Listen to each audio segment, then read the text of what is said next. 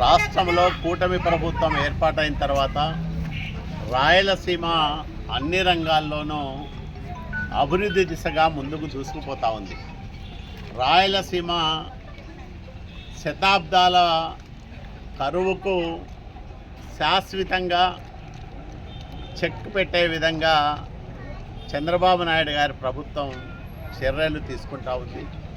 ఒకవైపు సాగునీటి ప్రాజెక్టులపైన ప్రత్యేక శ్రద్ధ పెడుతూనే 2014-19 మధ్యకాలంలో 12,000 కోట్ల రూపాయల నిధులను రాయలసీమ సాగునీటి ప్రాజెక్టులకు ఖర్చు చేస్తున్న చంద్రబాబు నాయుడు గారి ప్రభుత్వం ఆ తర్వాత జగన్మోహన్ రెడ్డి 5 ఏళ్లలో 2,000 కోట్ల రూపాయలు కూడా ఖర్చు పెట్టకోకుండా రాయలసీమ సాగునీటి ప్రాజెక్టులను నిర్లక్ష్యం చేస్తే మళ్ళీ 2 సంవత్సరాల తర్వాత ఈ 2 ఏళ్లలోనే 12,000 కోట్ల రూపాయలు రాయలసీమ సాగునీటి ప్రాజెక్టులకు కేటాయిస్తూ ఖర్చు పెడుతున్న ప్రభుత్వం ఎన్డీఏ కూటమి ప్రభుత్వం.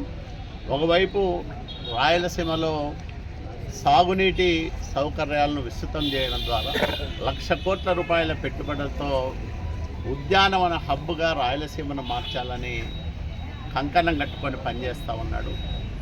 ఈ వారంలోనే చిత్తూరు జిల్లాలో అనేక పరిశ్రమలకు ఊపు చేశారు. అట్లాగే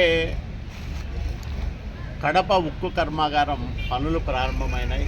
పక్కనే బ్రహ్మణి స్టీల్స్కు గతంలో కేటాయించిన భూములను రద్దు చేస్తూ ఈరోజు ప్రభుత్వం స్వాధీనం చేసుకుంది. అక్కడ కూడా పరిశ్రమలు వస్తాయి.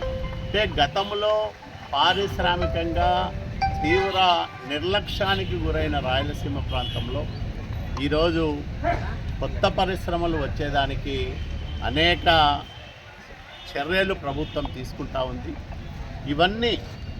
ఇన్ని కార్యక్రమాలు చేస్తూ ఉండే ప్రభుత్వానికి ప్రజలు ఆశీర్వాదం అందజేయాలని రాయదుర్గం నియోజకవర్గంలో కూడా ఒక 2 ఉక్కు పరిశ్రమల విస్తరణకు దాదాపు 1,700 కోట్ల రూపాయల ఖర్చుతో పనులు త్వరలోనే ప్రారంభమవుతాయి. ఇప్పుడున్న పరిశ్రమలనే విస్తరిస్తూ ఉన్నారు. అదనంగా మరికొన్ని పరిశ్రమలు ఇక్కడికి వచ్చే అవకాశం ఉంది. పరిశ్రమల శాఖ మంత్రి టీజీ భరత్ గారికి రాయదుర్గం వచ్చినప్పుడు విజ్ఞప్తి చేసిన మేరకు ఆయన కూడా ప్రయత్నాలు చేస్తూ ఉన్నారు. ఇవన్నీ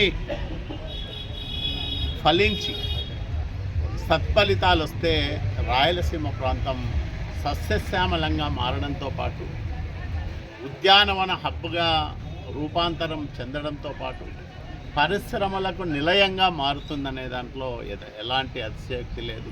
ఎందుకంటే ఒక పక్క కర్నూలులో ఓర్వకల్లు, మరోపక్క కడపలో కొప్పర్తి ఇండస్ట్రియల్ నోట్స్ అంటే పారిశ్రామిక వాడల అభివృద్ధి దాదాపు 9,000 కోట్లతో జరుగుతూ ఉంది.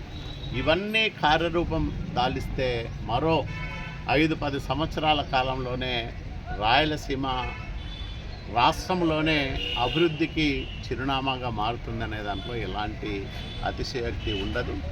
ఇన్ని కార్యక్రమాలు చేస్తున్న చంద్రబాబు నాయుడు గారికి ప్రజలందరూ కూడా మద్దతు తెలపాలని, ఆయన నాయకత్వాన్ని మరింత బలోపేతం చేయాలని నేను అన్ని వర్గాల ప్రజలకు మనస్ఫూర్తిగా విజ్ఞప్తి చేస్తాను.